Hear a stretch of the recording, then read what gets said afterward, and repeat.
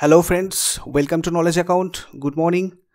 আজকে আমরা দেখব 24 আগস্ট 2020-তে কী কী ইম্পর্টেন্ট কারেন্ট অ্যাফেয়ার্স রয়েছে। 24 August 2020 daily current affairs in Bengali. প্রত্যেকটা প্রশ্নের সাথে সাথে ইম্পর্টেন্ট ফ্যাক্টসগুলো নিয়ে আলোচনা করব।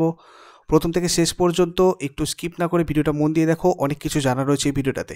শেষকালে একটাই একান্ত অনুরোধ, ভিডিওটা ইউজফুল বলে মনে হলে কিন্তু একটা লাইক করে যাবে। প্রথমে আমরা যেটা দেখব সেটা হচ্ছে আগের দিনের হোমওয়ার্কটা, মানে 23/8/2020-তে আমি তোমাদের যেগুলো জিজ্ঞাসা করেছিলাম। দেখো, ফার্স্ট কোয়েশ্চেন কোনটা ছিল? ভারতীয় সংবিধানে কত নম্বর অনুচ্ছেদে নির্বাচন কমিশনের কথা উল্লেখ আছে? 324 নম্বর ধারাতে 324 নম্বর আর্টিকেলে নির্বাচন কমিশনের কথা উল্লেখ আছে। ইসরায়েলের মুদ্রার নাম ইসরায়েলি শেকেল, ইসরায়েলের রাজধানী জেরুজালেম। এই কয়েকটা ছিল আগের দিনের আমাদের হোমওয়ার্ক। ইম্পর্টেন্ট অ্যানাউন্সমেন্ট একটা তোমাদের কাছে ছিল, যেটা আমি তোমাদের আগের দিনও বলেছি। দেখো, লাইভ মক টেস্টের ব্যাপারটা অনেক স্টুডেন্ট অলরেডি এনরোল করেছে, তোমরাও এনরোল করে নাও যারা যারা এখনও এনরোল করোনি। মক টেস্ট সুপার 40 সিরিজ #2, যেটা হবে আজকেই, অর্থাৎ 24 আগস্ট 2020 10 AM সকাল 10টার সময়।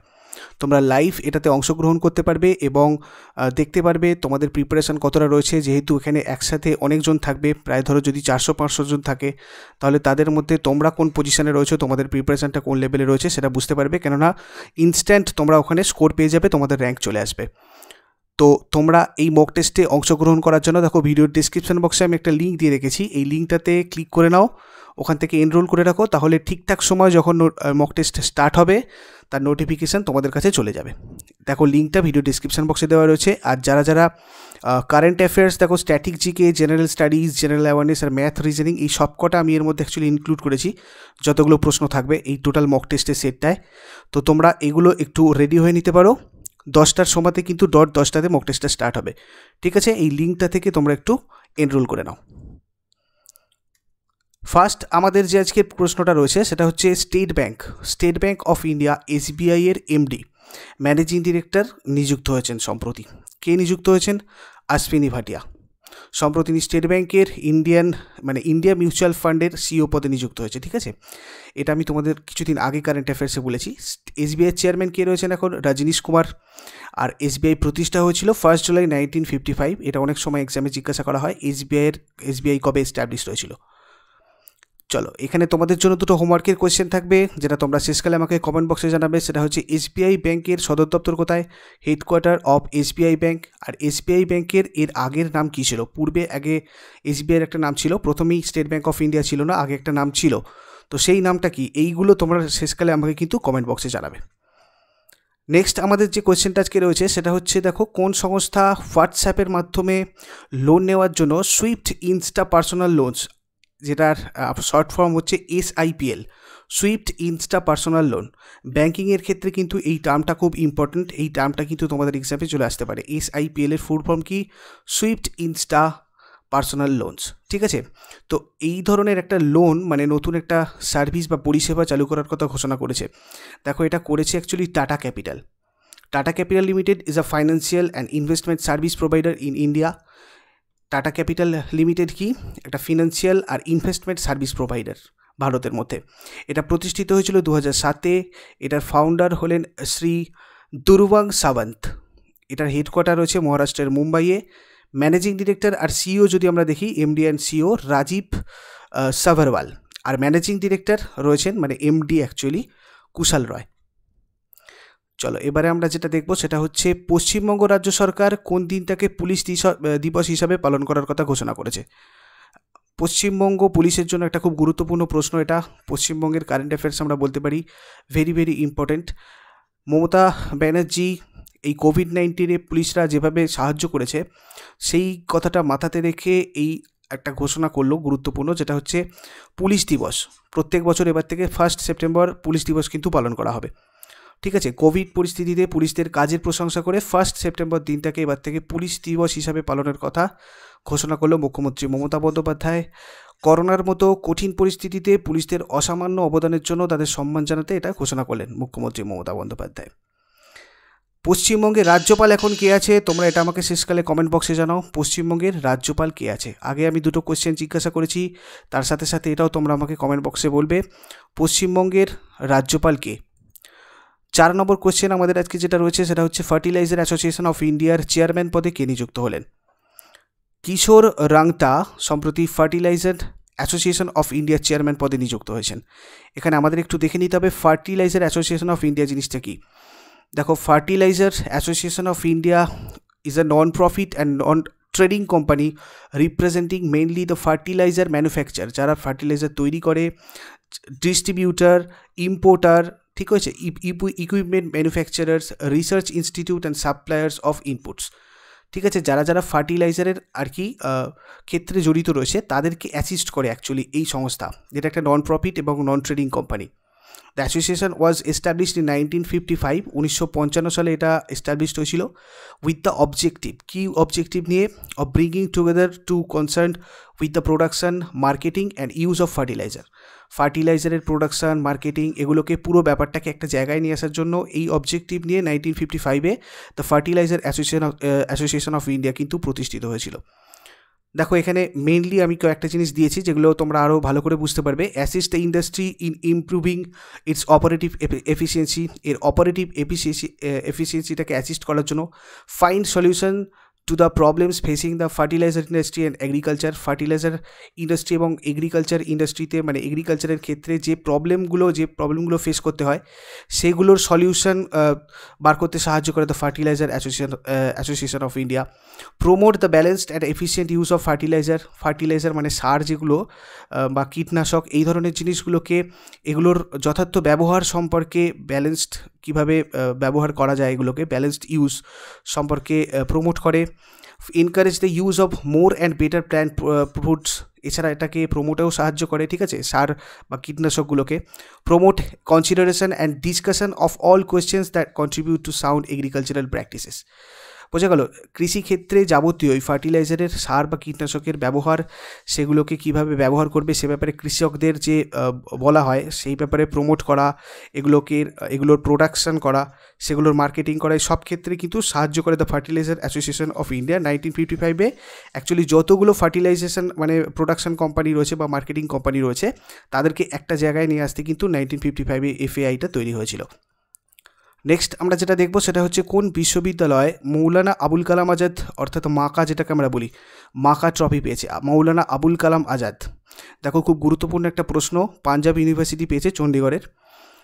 The award is being conferred to the overall top performing university in inter university tournaments, ঠিক আছে, ইন্টার ইউনিভার্সিটি টুর্নামেন্ট যেগুলো হয় সেক্ষেত্রে অল ওভার যে ইউনিভার্সিটি ভালো পারফর্ম করে তাকে এই স্পোর্টস অ্যাওয়ার্ডটা দেওয়া হয়। এটা অ্যাকচুয়ালি ন্যাশনাল স্পোর্টস অ্যাওয়ার্ডসের আন্ডারে পড়ে। দেখো, আমি আগের দিন তোমাদের এই ভিডিওটাতে, যেটা রয়েছে 14 মিনিট 3 সেকেন্ডের ভিডিও, তো এই ভিডিওটাতে আমি পুরো তোমাদের ন্যাশনাল স্পোর্টস অ্যাওয়ার্ডসটা কিন্তু ডিসকাস করে দিয়েছি। কারা কারা অর্জুন পুরস্কার, কারা কারা দ্রোণাচার্য পুরস্কার পেয়েছে, কারা কারা ধ্যানচাঁদ পুরস্কার, রাজীব গান্ধী খেলরত্ন, এছাড়া মৌলানা আবুল কালাম রয়েছে, তেনজিং নরগে অ্যাওয়ার্ড রয়েছে, এগুলো সব কটা আমি এখানে ডিসকাস করে দিয়েছি। পুরো কম্প্যাক্ট ভিডিওটা রয়েছে, তোমরা একটু গিয়ে দেখে নাও। আদারওয়াইজ দেখো, আমি এখানে আই বাটনে একটা লিঙ্ক দিয়ে দিচ্ছি, এই আই বাটনে ক্লিক করে নাও, স্ক্রিনের ওপরে ডান দিকে একটা আই বাটন পাবে, সেখান থেকে তোমরা পুরো ভিডিওটা দেখে নাও এবং এখান থেকে এবছর 2020-তে কারা কারা ন্যাশনাল স্পোর্টস অ্যাওয়ার্ডস পেয়েছে তাদের ডিটেলসটা একটু নোট করে নাও। কোন ব্যাংক ডিজিটাল উদ্যোগে তাৎক্ষণিকভাবে, অর্থাৎ ইনস্ট্যান্টলি সেভিংস অ্যাকাউন্ট খুলতে এলবিবি ডিজিগোটা লঞ্চ করেছে? এলবিবি ডিজিগো একটা লঞ্চ করা হয়েছে, এটা লঞ্চ করেছে লক্ষ্মী বিলাস ব্যাংক, যেটা থেকে ইনস্ট্যান্ট সেভিংস অ্যাকাউন্ট খোলা যাবে। এর হেডকোয়ার্টার কোথায়? আমাদের লক্ষ্মী বিলাস ব্যাংকের হেডকোয়ার্টার হচ্ছে চেন্নাই, আর এটার এমডি, ম্যানেজিং ডিরেক্টর আর সিইও রয়েছেন এখন এস সুন্দর, ইন্টারিম সিইও এস সুন্দর রয়েছেন। চলো নেক্সট কোয়েশ্চেন যেটা দেখবো আমরা, minister for skill development and entrepreneurship, port এবং মেরিটাইমের দক্ষতা বিকাশ করার জন্য, এদের স্কিল ডেভেলপমেন্ট করার জন্য মিনিস্ট্রি অফ শিপিং মিনিস্ট্রির সাথে, অ্যাকচুয়ালি মিনিস্ট্রি অফ শিপিংয়ের সাথে একটা মেমোরেবল মানে আর কি স্বাক্ষর হয়েছে, ঠিক আছে। তো minister for skill development and এন্টারপ্রিনিয়রশিপের মন্ত্রী এখন কে রয়েছেন? এক্ষেত্রে অ্যান্সার আমাদের কোনটা হবে? মহেন্দ্রনাথ পান্ডে। এইটার ফুল ফর্ম তোমরা আমাকে কমেন্ট বক্সে জানাও দেখি, MOU-টাকে পুরোপুরি কী বলা হয়? MOU এটাকে কী বলা হয়? এটা তোমরা শেষকালে আমাকে কমেন্ট বক্সে জানাও। চলো এখানে আর কয়েকটা জিনিস আমরা দেখবো, যেটা হচ্ছে the partnership between the two ministers seek to skill, reskill and upskill the manpower for growing maritime industry as well as development of coastal community. Maritime industry আর কোস্টাল কমিউনিটির মধ্যে মানে দক্ষতা, মানে স্কিলগুলোকে যাদের মানে অদক্ষ যারা রয়েছে তাদেরকে আরও দক্ষতা তাদের ইমপ্রুভ করার জন্য এবং আপস্কিল আরও ডেভেলপমেন্ট করার জন্য, ঠিক আছে, স্কিল রিস্কিল অ্যান্ড আপস্কিল, এই কারণে অ্যাকচুয়ালি এই ব্যাপারটা আর কি সাহায্য করবে, যার জন্য এরা দুজন মানে এই শর্তে এই মুটা স্বাক্ষর করেছে। চলো, ইন্ডিয়ান কোস্ট গার্ড অর্থাৎ আইসিজি গুজরাটের সুরাট শহরে একটা ইন্টারসেপ্টার নৌকা ICGS C454, দেখো ইন্টারসেপ্টার বলতে আমি তোমাদেরকে বলেছিলাম মিসাইলের ভিডিওটার সময়, ইন্টারসেপ্টার মানে কি হয়, ইন্টারসেপ্টার মানে কোনো ধরো শত্রুপক্ষের কোনো জিনিসকে ইন্টারসেপ্ট করা, ঠিক আছে, আটকানো বা সেই জিনিসটাকে নষ্ট করা, ঠিক আছে। তো এই ধরনের একটা নৌকা ICGS C454 যেটার নাম, এটা একটা চালু করেছে আমাদের ইন্ডিয়ান কোস্ট গার্ড। এই ইন্টারসেপ্টার নৌকাটা কোন কোম্পানি তৈরি করেছে? এটা লার্সেন অ্যান্ড টার্বো কোম্পানি তৈরি করেছে।